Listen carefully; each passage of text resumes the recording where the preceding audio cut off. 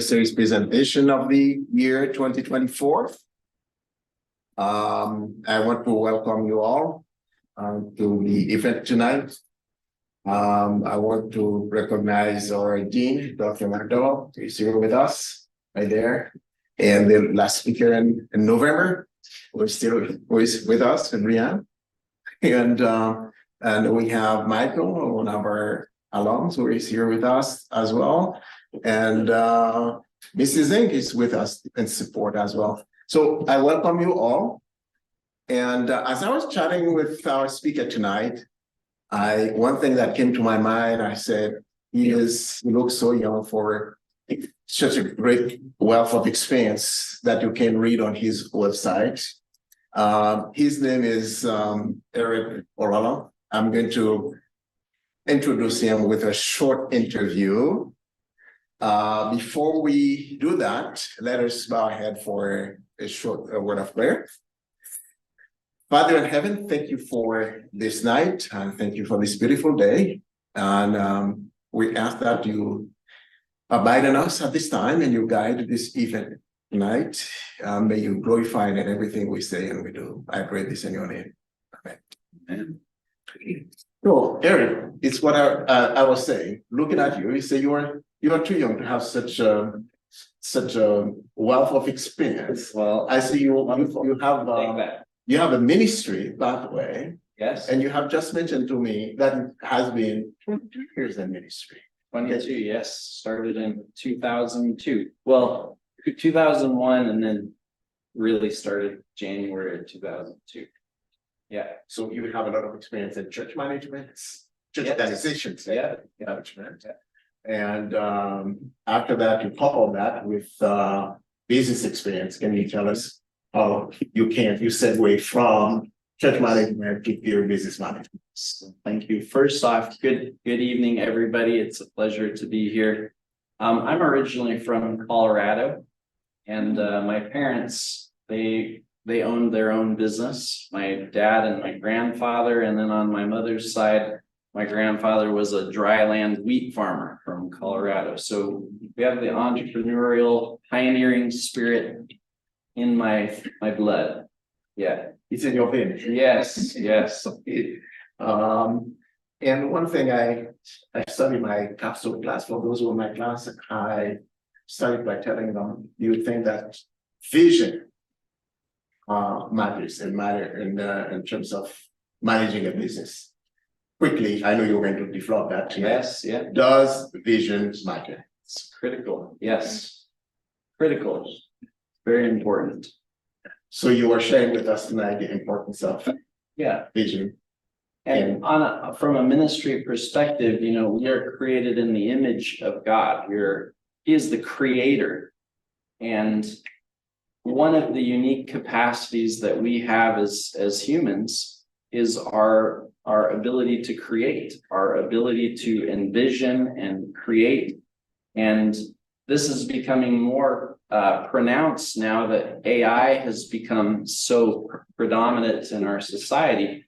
Now the question is, well, what value are humans? And so we're starting to really take a look. And for me particularly, I've been looking a lot at, what is unique about humans compared to a machine that, you pump data into and it can do a lot of things better than us. And you know what it boils down to? It's our ability to create. It's our intuition, our emotional capacity, our ability to relate to one another and to lead.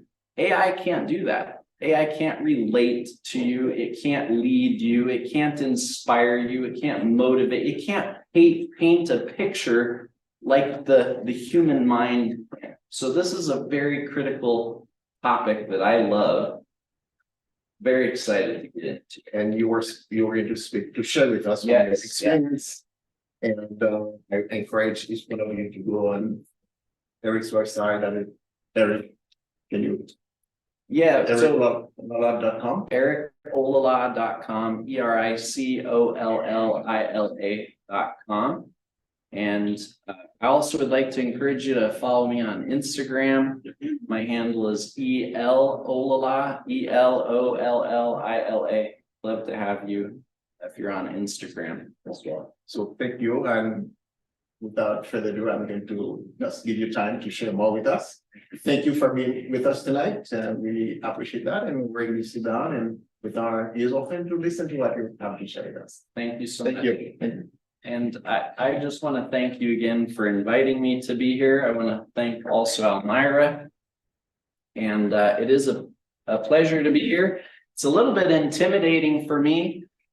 This is the first time I've spoken to a college university class. So bear with me. I hope that you can be inspired through today's topic.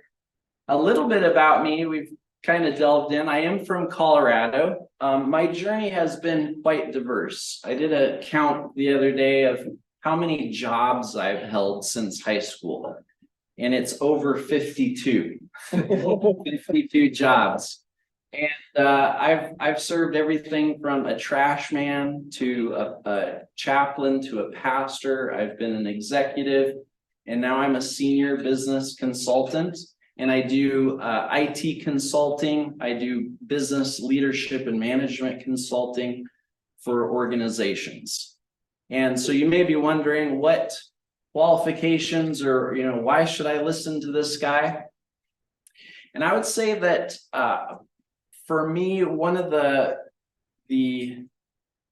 sort of the niches or the edge that I feel that I have and that I bring to the table is that everywhere that I've gone throughout my career, it's like a common thread. I always get into these situations and organizations where they're stuck, where they have something that is like really bothersome that they haven't been able to overcome. And when I come in there, we're able to actually get over those hurdles and those obstacles, largely using the principles that I'm going to share with you here today. Although I can't say that I've always been consciously aware of the principles that I'm going to be sharing with you here today.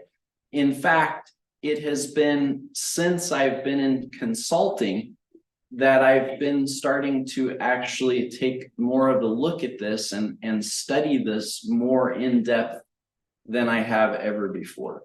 And there is a mentor that I have. I've always had very strong mentors throughout my life, and I'm very grateful to many of them. One of the most recent ones, his name is Gary Valesky. He's a retired 3-star general from the United States Army.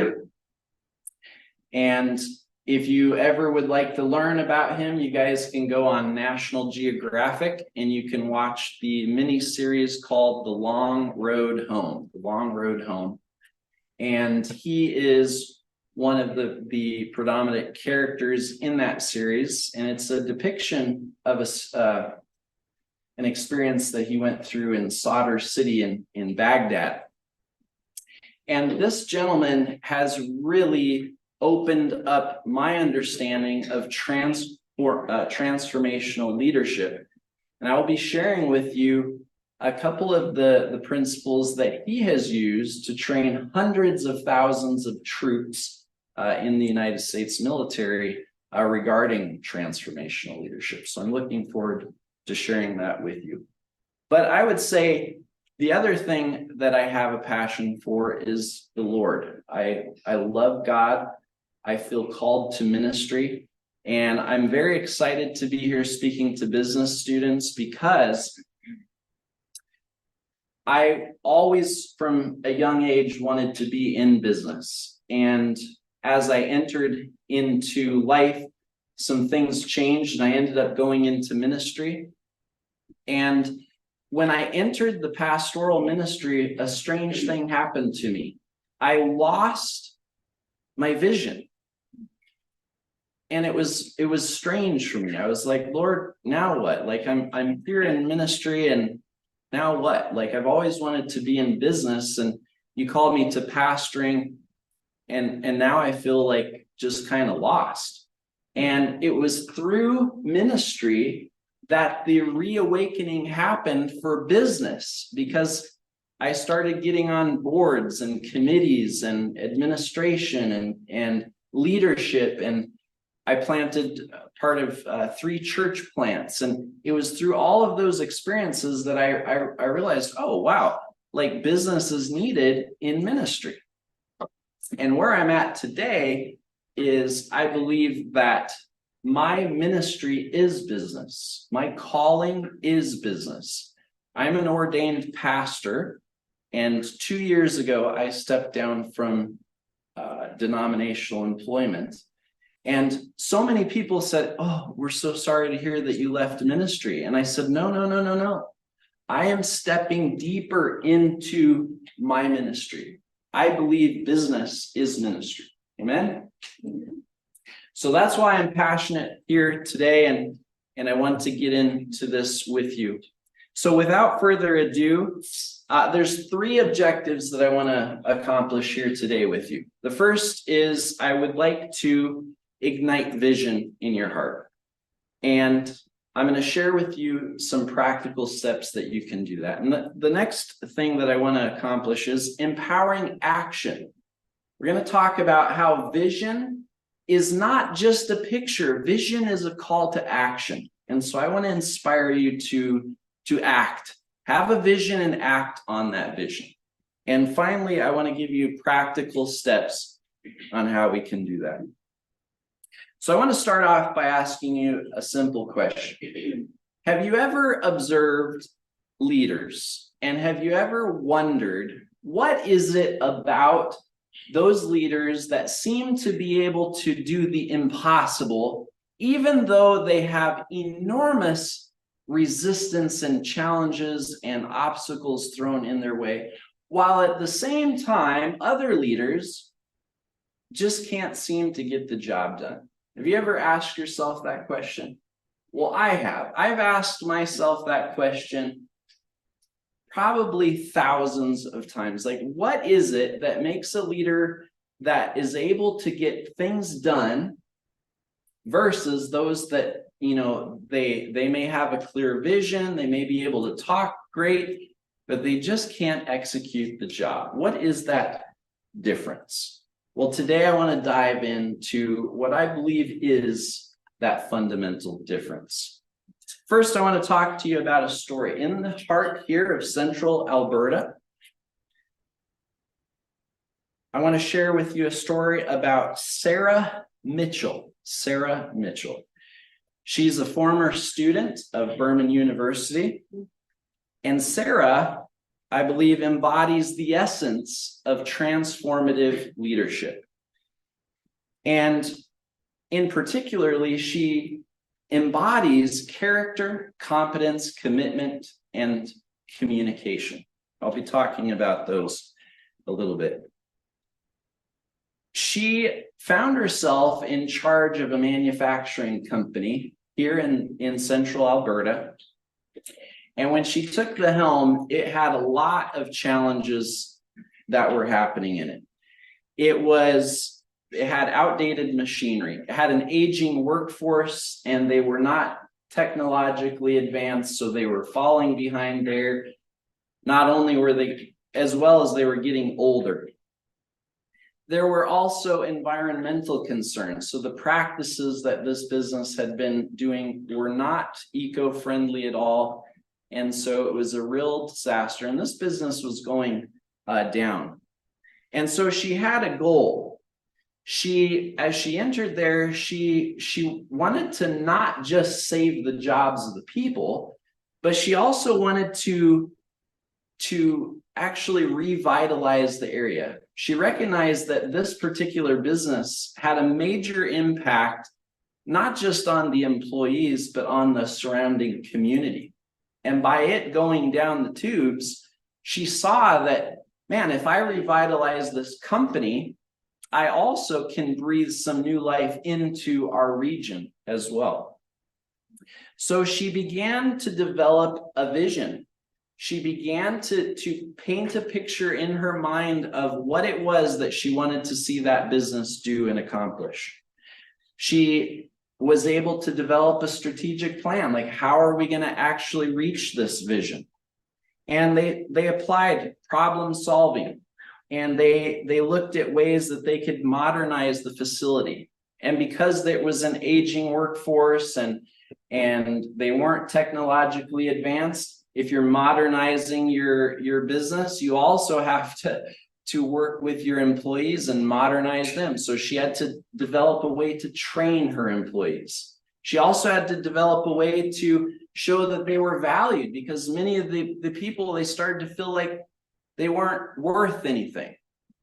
So she developed a system of rewards and acknowledgement, and she showed that they were valued. They were an important part of the business. She went way beyond just the job preservation. She also started looking at ways that she could impact the local community. And so she started partnering with universities. She partnered with the government. She partnered with local nonprofit organizations, and as well as businesses. And she developed one particular thing that was really cool, was a internship program for students. And she was able to use these students to come be mentored under her, and they would stay, or they would go to other businesses in the region, and it was breathing life into that region. So the impact was that the graduates mentored by her actually turned that once struggling factory into an industry leader. And she built a legacy. It was a major impact. Her legacy was that it impacted not just the business and all those families, but it impacted the community, and it gave meaning and substance to the area. So the message is very clear of the story. Leadership is an unwavering commitment to enhance and improve lives. It's not just about commerce. It's a way to actually improve lives. And not just lives, but organizations and the community in which you exist. So as we transition from the story about Sarah, I want us to consider the impact of transformative visionary leadership in your own personal life. And by the way, that story about Sarah was a fictional story. However, it was a combination of real life leaders that are here in Central Alberta. It's just a blending of many of those. And I wanted to share that story with you because I want it to be applicable to you here in Burman University, that the story of transformative visionary leadership transcends a school, it transcends a community, it transcends a particular industry. It involves you and your vision and what you can do with the skills and the talents that you have. Which brings us now to yourself. I'd like you to imagine with me, and you can close your eyes if you'd like, or you can just simply imagine in your mind. I want you to think about your vision for your life. I want you to think about 10 years from today. 10 years from today. I don't want you looking at anything else. I want you to imagine 10 years, a decade from now. What house do you live in? Get specific as you think about it. What house do you live in? Where is that house located? What province, what state, what country do you live in? Who do you live with? Are you married? Are you single? Do you have kids? Do you have a roommate? What is your job? Where do you work? Do you work at a job? Are you an employee? Do you work with a team and that inspires you and you're engaged and you love your job? Or have you taken the step into entrepreneurship? Do you run a business? Do you run a portfolio of businesses? Are you an investor? I want you to think about specific details of where you are in 10 years.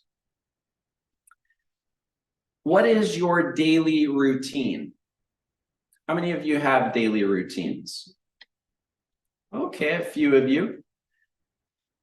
I'd like to encourage you that as you are here through school to understand what a good, solid success routine is. Because if you have good, solid success routines in your life and spiritual disciplines in your life, that's what's going to keep you grounded through no matter what you go through in life.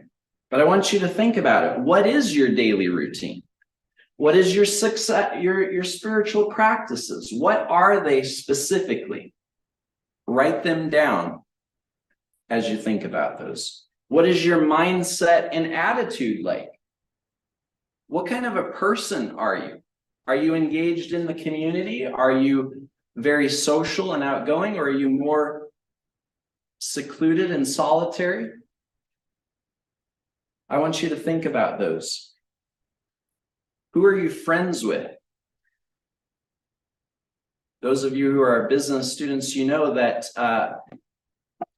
the top 5 people that you hang around with, that will predict your health across all spectrums, right? You take the average of the top 5 people that you're around with. If you want to know where you're going to be financially, spiritually, mentally, health, weight, relationships, you just look at the top 5 people around you, and you can take their average, and that's where you're going to be in 5 years or 10 years. So I want you to think about, who are you friends with in 10 years? I also want you to think about your finances. How much money are you making? What is your health like? What's your health practices like? As we reflect on the details of our life, we actually can start to design the life that we want to live. We actually can design it, and we can actually shape it and mold it and put a lot of time and energy and make that come to fruition in our life. As you guys have thought about this, I would like to take just a moment, just to the person next to you. I'd like you to share one thing with the person next to you that you are going to be doing in 10 years from today. One thing, any one of the things that we discussed. I want you to share one thing next to the person. And for those of you over here, you can just share it with behind there.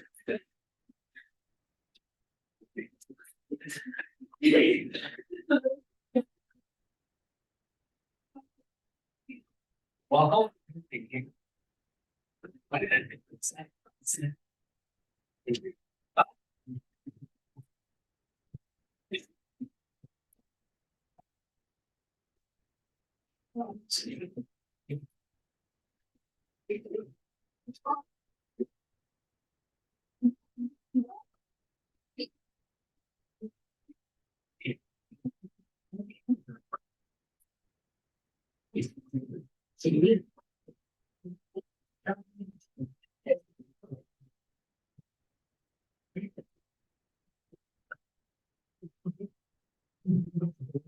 okay, everybody.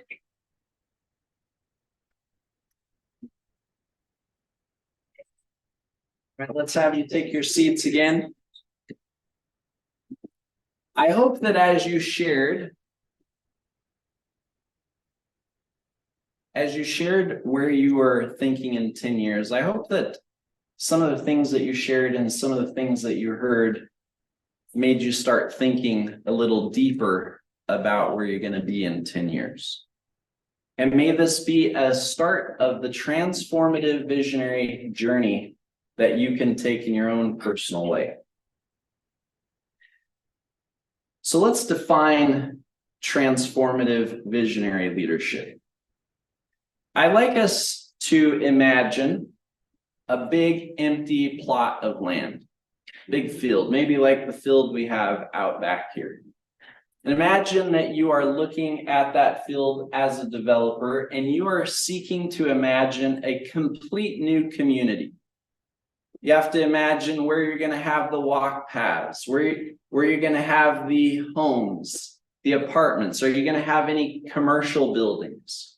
Where are you going to have trees and the flowers? And where are you going to have the traffic lights? And where are you going to have all of these different things?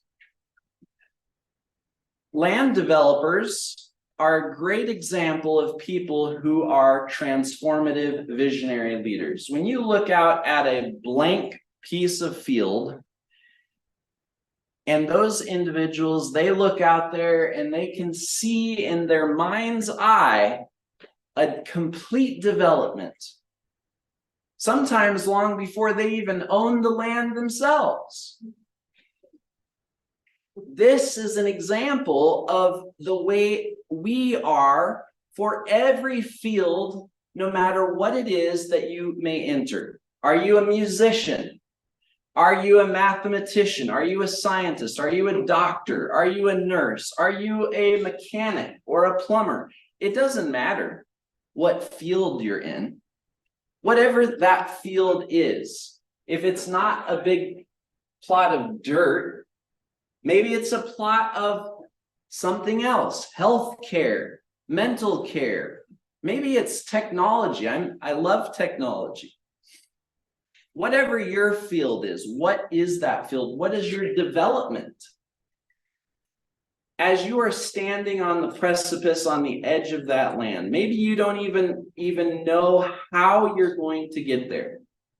That's the beautiful thing about visioning, is that you don't have to know how. All you need to do is start painting the picture.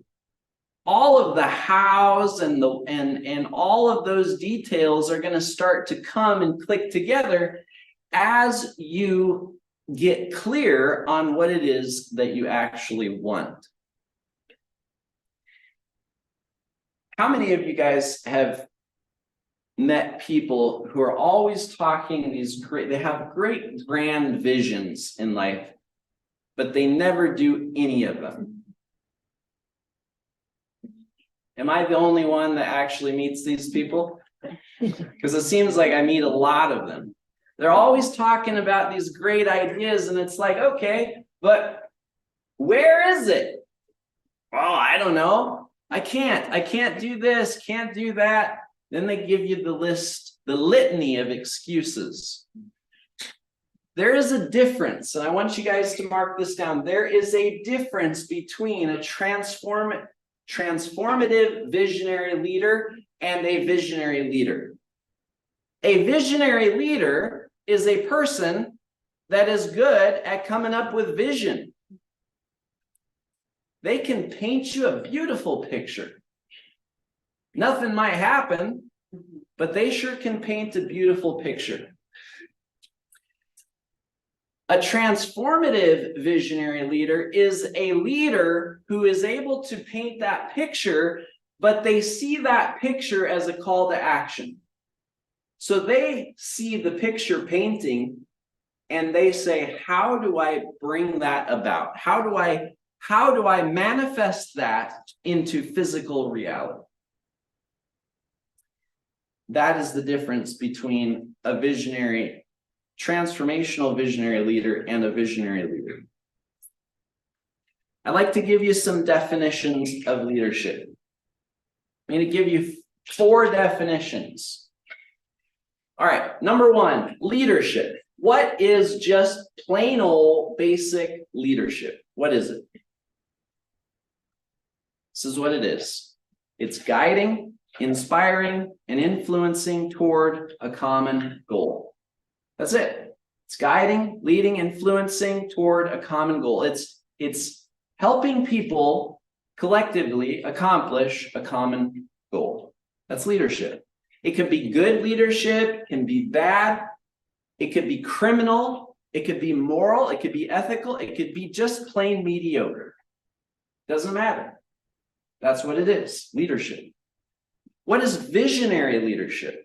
Visionary leadership is articulating an inspiring vision for the future, painting a picture for the future. And it also ignites a desire and a passion in people's hearts. Visionary leadership. Transformational leadership, this is the third definition. Transformational or transformative leadership is creating positive change in individuals and organizations. So transformational leaders actually change the people and the organizations in which they work. They don't just improve the organization, they actually improve the people that they're around.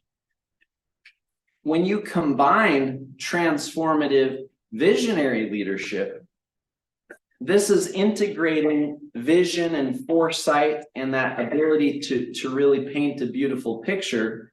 And then the transformative part is translating that vision into a tangible, transformative impact. It's actually making it come to fruition. So those are the four definitions that we'll consider for today. So what are the key attributes of a transformational visionary leadership? I thought, when I first started looking into this, I thought that one of the very first things is, well, they've got to have vision. Wouldn't that be logical? They got to have vision. But you know what I learned from my mentor? No. That's not necessarily true. A transformational visionary leader may not have a vision when they're starting out. Did you know that? You may not know what in the world you want, or where you're going, or what even needs to be done. You may have a blank slate. But the job of the transformational visionary leader is to discover what that vision is. They start building that vision.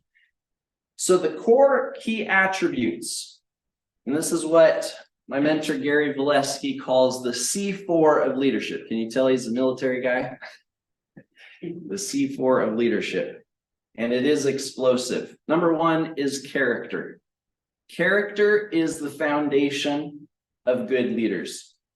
We are bombarded with leaders in the news that have questionable moral character. Amen?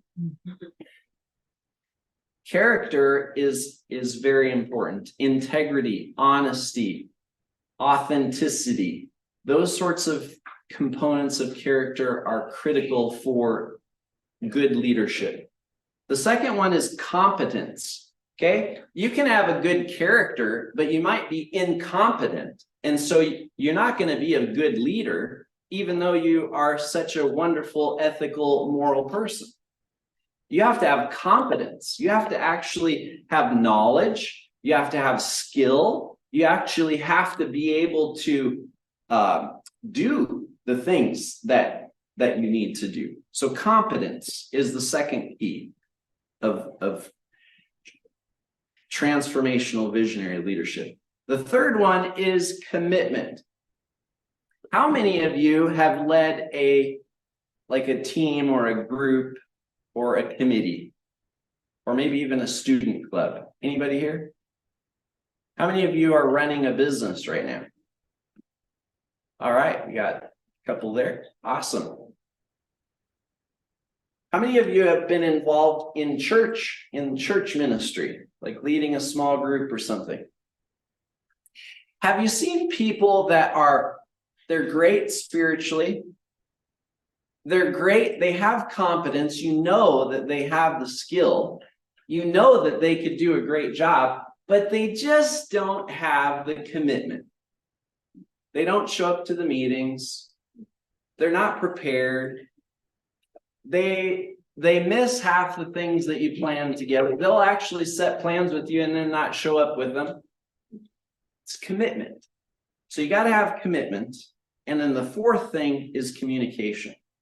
Communication is very key. You have to have clarity, active listening, empathy, nonverbal communication. You also have to have confidence and authenticity and authority to be able to speak clearly and communicate clearly.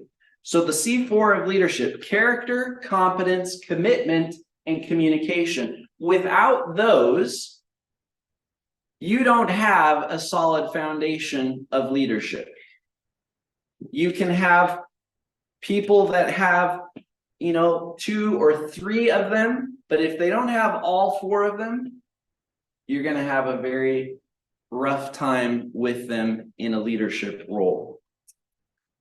And working under people like that, I can tell you from personal experience, is maddening. It makes you want to pull your hair out. So the journey of a transformational leader, what is that journey? Well, over Christmas, I had the privilege of going down to Colorado and visiting my 92-year-old grandmother. She's so precious to me, and she lives with my dad and my stepmom. And so we got to go, and my daughter, who is 5, she hasn't been able to see her great grandma, my grandma, since COVID began, which was like right after she was born. So great grandma and my daughter were so excited to be able to see each other. And one of the things that grandma wanted to do for Christmas gift was take us all to the Butterfly Pavilion in Denver. And so we did. And I have to tell you, it was an amazing experience. They had this little section where they had, like if you go on YouTube, you can watch like the life of a butterfly. Yeah. Well, they had a live one of those. They actually had the live eggs, the live caterpillar, the live chrysalis, and then they had the real butterflies. You could actually see the real thing, and it was all on display there. And while I was there, they had like hundreds of chrysalises all lined up that you could just look at. And while I was there, I got to see a butterfly break out of the chrysalis. It was so amazing. I believe that the metamorphosis that a butterfly goes through, that a caterpillar goes through to become a butterfly, is a fantastic illustration of the journey to becoming a transformational visionary leader. And I want to just share those with you real quick.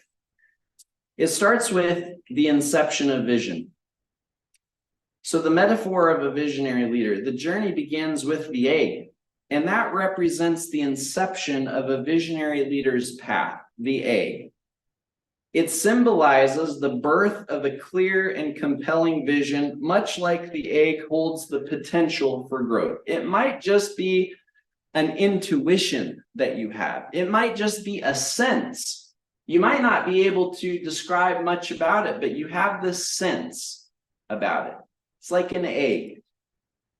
The second step is learning and growth, and that is the stage of the larva or the caterpillar. And basically, it's consumed with a period of voracious learning. Caterpillars, that's all they do is they walk around and eat.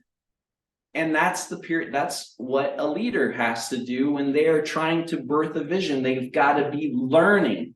They're voraciously learning, reading, interacting with people, experimenting. They're failing a lot in this stage.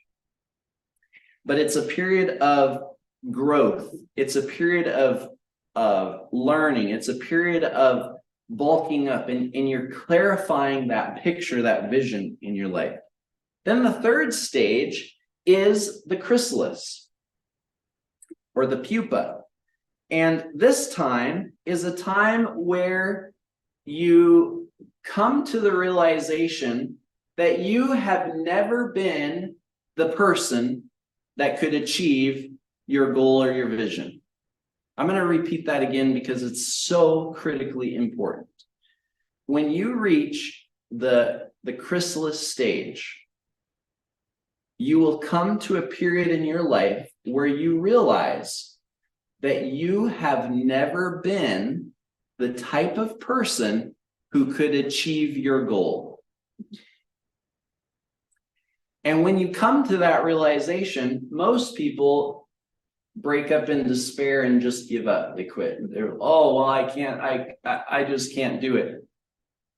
The transformative visionary leader says, no, I have to dissolve my entire life and I have to become the person that can achieve the vision. And that's exactly what the caterpillar does. Did you know that they literally dissolve their life? They're soup. Have you ever poked a chrysalis? It's a soup that drips out. And so when you go through this stage, let me tell you, your life looks a little messy. Everything seems to be falling apart. Everything nothing seems to be, everything is just in wash. It is a complete, total mess. It's a soup. That is the chrysalis stage. Then step number 4 is the full bloom of leadership. The emergence of the adult butterfly symbolizes the full bloom of transformative visionary leadership. The leader, fully developed, soars to new heights, influencing and inspiring others with refined skills and a crystal clear vision. They not only can paint the picture, but they embody the picture in their life. That is the full bloom of leadership. We have just about 10 minutes here, and I just want to mention real briefly the impact that transformational visionary leadership can have on a society. We all know Elon Musk. You guys know about Elon Musk? There's so many examples from that guy's life. He truly is an inspiration. But one of the most recent ones is regarding the Cybertruck. Have you guys heard about the Cybertruck? Well, for years and years, we're talking decades now, probably over 30 or 40 years, the automotive industry has been talking about the need for a 48-volt battery system. They have talked about it. They have dreamed about it. They have lamented the fact that they don't have it. And guess what Musk and his team did? They developed a 48-volt battery system. And this is very critical because the 12-volt battery system, which most cars are all made off of, has been very limiting for the new cars because the new cars are pretty much all technology. I mean, you know, and 12 volts just isn't enough to handle all of the computers and processors and all the things that need to happen. So this 48-volt system is a game changer for the electric vehicle industry. Guess what Musk and his team did? They assembled a how to build a 48-volt system, and they sent it free of charge to every automotive maker, I think, on the planet. It might have just been in North America, but they sent it to everybody. And they said, here is how you build a 48-volt system. And then they put it into the Cybertruck and they demonstrated that it actually works. So impact. They had a tremendous impact, and we're going to see the impact that that's going to have in the future. There's another example that I'm going to share about a guy by the name of Garrett Morgan. How many of you ever heard of Garrett Morgan? This isn't fictional, by the way. At least I don't think so. Garrett, in the early 20th century, was a self-taught African-American inventor. In a time marked by racial tensions and limited opportunities, Morgan's inventive spirit propelled him to create a device that would not only save lives, but it would shape an industry. Inspired by a desire to address safety concerns, Morgan invented the 3-position traffic signal, a precursor to our modern day signal. This innovation, patented in 1923, completely revolutionized urban transportation. It reduced accidents, and it provided a systematic approach for traffic flow. Morgan's invention was a beacon of safety, signaling a future where thoughtful solutions could transform even the most mundane aspects of daily life. And though while he is not as celebrated as some of our contemporary figures like Elon Musk or some of the others, he left an indelible mark that has impacted billions of people worldwide. And it's a testament to the power of transformational visionary leadership. So I want to bring this now down to relevance for you, and then we can get into some question and answer period for you guys. In business and entrepreneurship, clarity of vision is vitally important. But first and foremost, you have to have a solid character. You have to have competence. You have to have commitment. And you have to be able to communicate with others. You can have all the vision and you can paint all the pictures you want, but if you don't have character, you don't have competence, you don't have commitment, and you don't have the ability to communicate, you're not going to accomplish anything. You might be able to paint a picture, and that will be the extent of it. So it's very important to have those 4 C's. And then vision will come out of that, and you'll be able to sustain it and execute it. Those traits for success, as I mentioned, are character, competence, commitment, and effective communication. These form the foundation for realizing your dreams as a leader. Now, there is a concern, and I want to just mention this because we talked about your personal life. There is a concern amongst the circles that I interact with quite frequently for young people today, college students, people on the come up today. And it has to deal with your finances. If you do a Google search for, just do a Google search for what the average expenses of a family of 4, what the average expenses are per year. And you will come up with a number that it will give you. And you'll realize as you look at that number, well, that doesn't include rent or the mortgage. So you got to look out what the average of the rent or mortgage is, and you got to add that together. And as you look at that, you will realize, oh, well, that doesn't include student loans or credit card debt. And so you got to look out what are the average of the student loans and the credit card debt, and you got to add that on there. And you come up with a number. Do you know what that number is for a family of 4 that they need to make just to break even? We're talking average, okay? So just average. You know what that number is? Anybody want to guess? For a family of 4, how much income do they need to make just to break even? Anybody? 80,000. Good try. She said 80,000. You are very close. 137, approximate. 137, 140. Okay. Then if you want to have children, you have to look at, well, what is the cost for children? Do you guys know how much a child costs from age 0 to 18? Huh? 950. You're very close. Yeah, very close. The estimate now that I'm hearing with the rate of inflation, everything is $1 million to $1.5 million. Now divide that out by 18 years. 1.5 million, divide that by 18 years. You guys have a calculator? Huh?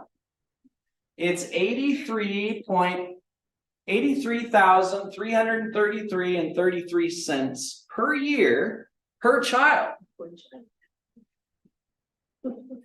So now I want you to think about that. I want you to think about, I need 140,000 a year just to break even. And then I need another $83,000 if I want to be able to like pay for my kids' college, go on vacations, invest, maybe buy them a car. I need to have an additional $83,000 a year per child. So where are we at now? So I want to say, this is controversial, by the way. Most people are like, we don't need that much money to live. We live off of 70,000. You know what the stat can tells you that you need to live off of? They say if you make $40,000 to $60,000 per year, you're gonna live a good life in Canada. I'm sorry. The average expenses are $85,000 for a family of four. So if you're making 40 to 60, you're going in debt $16,000 per year. And that doesn't take into consideration taxes, which is 30 to 40% here in Canada. If you are a business owner and you make 140,000, you pay 36% tax. 36% tax. So I want to tell you, and this is why I say to you sitting here today, because when I was sitting in your space in 2021 or 2021, 2001, 1999, 1998, I was out smoking weed, drinking beers, partying, not thinking about my future. I mean, I was, but not like I think about my future now. I want to tell you, every single person in this room here today, none of you should have a goal less than $500,000 a year for income. None of you. That is a bare minimum in today's world of what you guys need to be thinking about in terms of income. $500,000 per year as a minimum of your income. You're going to soon realize, oh, that's a problem. I need to make $500,000 a year, and most of the jobs that are available to me are 40, 60, 70, 80. Maybe you could get 120 for a really good job. Do you see the problem? Do you see the problem? This is why I'm here today to tell you, you need to have a vision and a plan for your life. And you're going to have to design it yourself, because nobody is going to design it for you. So I want to lay that on you today. And I hope that as we go away from today's meeting, that you sense the urgency of having a vision and a plan for your life. And if you get into business ownership and business leadership, this is going to extend from your own personal life. You see, you can't lead other people if you don't have it in your own life. It's an extension of you. When you get into the business, if you have a vision for your own life, you can help your employees have a vision for their life. And you can help your business have a vision for its life. It's critically important. I just want to take the time to say thank you for inviting me here today. It's been a pleasure. And I want to open it up. I know that it's we went 5 minutes over. You should have rang your bell for me. So I want to be respectful of your time. If you have to leave, thank you. It's been a pleasure being here today. I will stay for a few minutes for those that have any questions. I'm more than happy to answer any questions. And I have sent a link to you guys. We won't do it tonight, but if you could send a link to each person here. I sent a little survey. I would very much appreciate your feedback on the message here today. And I would love to get your feedback. We share the link.